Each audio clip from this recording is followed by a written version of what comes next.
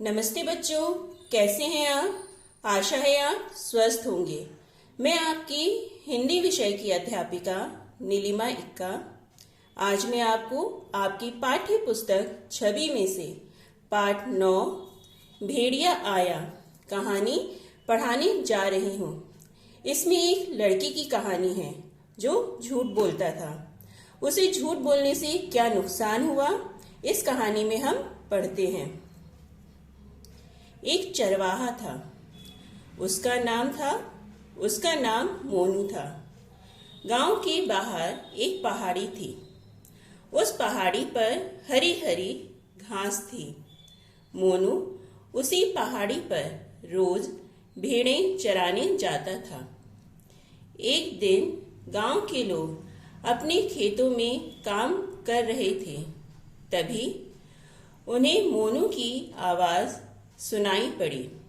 वह जोर जोर से चिल्लाकर कह रहा था, भेड़िया भेड़िया बचाओ बचाओ। गांव वालों ने अपने अपने डंडे उठा लिए और वे सब दौड़कर पहाड़ी पर पहुंच गए।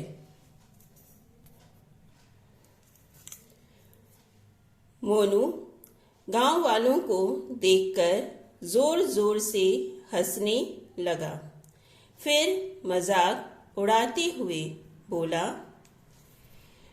मैंने आप लोगों को मूर्ख बना दिया। यहाँ कोई भेड़िया नहीं आया था, मैं तो झूठ बोल रहा था। मोनू की झूठ बोलने की बात सुनकर गांव वालों को बहुत बुरा लगा।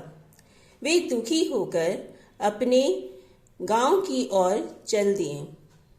इसके बाद भी कई बार मोनू ने झूठ बोलकर गांव वालों को परेशान किया था, उनका मजाक उड़ाया था। मोनू की झूठ बोलने की आदत को जानकर गांव वाले समझ गए कि मोनू मेहनती तो है, लेकिन झूठ बोलकर गांव वालों को परेशान करना उसकी एक बुरी आदत है। रोज की तरह आज भी मोनू भेड़ों को चराने के लिए पहाड़ी पर गया। अचानक एक भेड़िया आ गया। भेड़िया को देखकर मोनू जोर जोर से चिल्लाने लगा, बचाओ, भेड़िया आ गया। गांव वालों ने मोनू की बात पर ध्यान नहीं दिया। वे अपने काम में लगे रहे।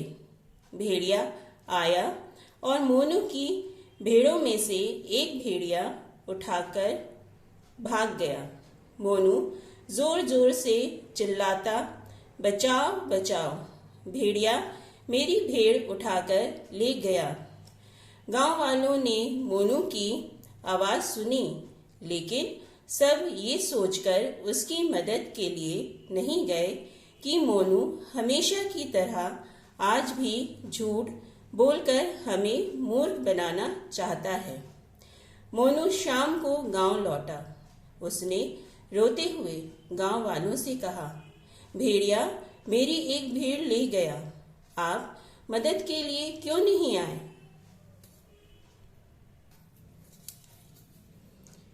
गांव वालों ने मोनू से कहा, तुम हमेशा झूठ बोलते हो, इसलिए आज तुम्हारी सच्ची बात पर भी गांव वालों ने विश्वास नहीं किया। मोनू को अपनी गलती का पछतावा हुआ। उसने गांव वालों से माफी मांगी और तय किया कि मैं कभी झूठ नहीं बोलूंगा।